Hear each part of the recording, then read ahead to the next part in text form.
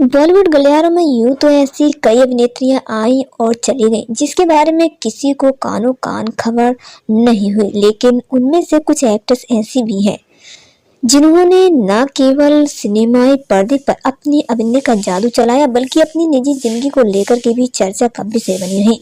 उन्हीं में से एक आशा पारेख भी थी जिन्होंने खत लिख दे सवरिया के नाम बाबू, ये मेरी जिंदगी जैसे गानों से लोगों को अपना दीवाना बनाया। हालांकि वो बात अलग है कि इतनी शोहरत पाने के बाद भी आज एक्ट्रेस अकेली जिंदगी जीने के मजबूर हैं। वो कहते हैं ना कि हर बार जरूरी नहीं कि प्यार आपकी जिंदगी में खुशियां भरने का काम करे, कभी कभी किसी एक के जाने से भी पूरी जिंदगी सूखे पत्तों की तरह बिखर जाती है। और शायद इस बात को आशा पारेख बहुत ही अच्छे से जानती हैं, जिन्होंने एक तरफा प्यार में पड़कर खुद के लिए कभी न खत्म होने वाले गमों को अपना लिया है। ये बात किसी से नहीं छुपी कि एक समय ऐसा था जब आशा पारेख अपने डायरेक्टर नासिर हुसैन के साथ रिलेशनशिप में थी। दोनों के अफेयर की चर्चे हर जगह थे। हालांकि वो बात अलग है कि नासिर शादीशुदा थे, तो इस वजह से ये रिश्ता ज्यादा समय तक नहीं टिक पाया था। अपनी बायोग्राफी द हिट गर्ल में इस बात का जिक्र करते हुए आशा पारेख ने कहा था, नासिर हुसैन इकलौते ऐसे आदमी हैं जिनसे मैंने प्यार किया था, इसीलिए मैंने इन्हें अपनी बायोपिक में जगह दी है। खैर, ये तो रही आशा पारेख और नासिर हुसैन रिश्ते की बात, लेकिन कभी सोचा है कि आम जिंदगी में ऐसा हो तो बात कितनी बिगड़ जाती है।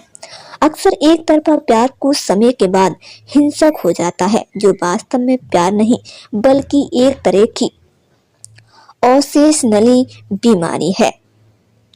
यही नहीं, कभी कभार हम किसी के साथ एक तरफा रिलेशन में पड़कर ना जाने क्या क्या सोचने लगते हैं, जबकि दूसरा व्यक्ति ऐसा कुछ नहीं सोच रहा होता है।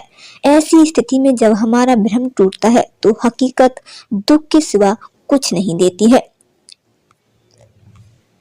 बुक लॉन्च के दौरान आशा पारेख ने कहा था कि शादियां ऊपर से तय होती हैं और शायद इस मामले में भगवान मेरी जोड़ी बनाना ही भूल गए।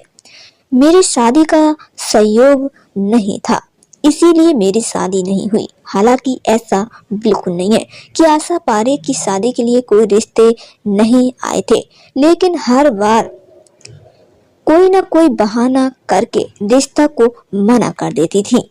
वो कहते हैं ना कि एक तरफा प्यार और रिलेशनशिप मन ही मन में आपको बेहद परेशान करता है। शायद ऐसी ही उथल पुथल से उस समय आशा गुजर रही होंगी, जिन्होंने मन ही मन नासिर को अपना सब कुछ मान लिया था।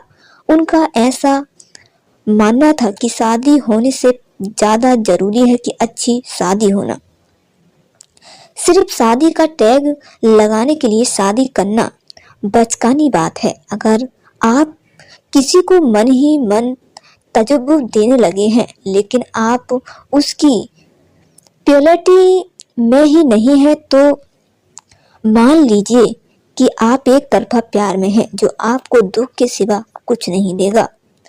ऐसा नहीं है कि आशा पारेख ने नासिर हुसैन के बाद किसी से प्यार नहीं करना चाहा, लेकिन दूसरी पत्नी या घर तोड़ने वाली महिला का टैग वह अपने ऊपर नहीं लेना चाहती थी। एक समय ऐसा भी आया जब वह अमेरिकी प्रोफेसर के प्यार में पड़ने लगी थी, लेकिन जब उन्हें पता चला कि वह पहले से ही कमिटेड है तो उन्होंने उससे दूरी बनाना ही बेहतर समझा।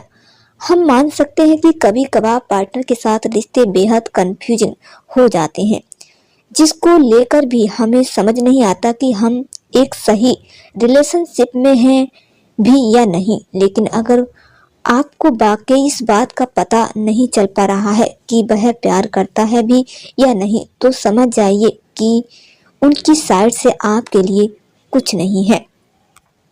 आशा ने अपनी किताब में बताया था कि जब वो 35 साल की थी तब एक बच्चा अडॉप्ट करना चाहती थी और इसके लिए उनके माता पिता ने भी हामी भर दी थी। हालांकि बाद में जब उन्हें पता चला कि वह बच्चा ज्यादा दिन का मेहमान नहीं है तो उसे लेकर बुरी तरह से परेशान हो गई थी। बात यहाँ तक बिगड़ गई थी कि डिप्रेशन का शिकार हुई थी। कई बार हम मानते हैं कि माता पिता की सेवा या दूसरे कामों में खुद को बिजी रखकर हम अपना समय काट सकते हैं, लेकिन जिंदगी उस चाह की गाड़ी की तरह है जिसका एक भी पहिया खराब हो तो उसका आगे बढ़ पाना बेहद मुश्किल है।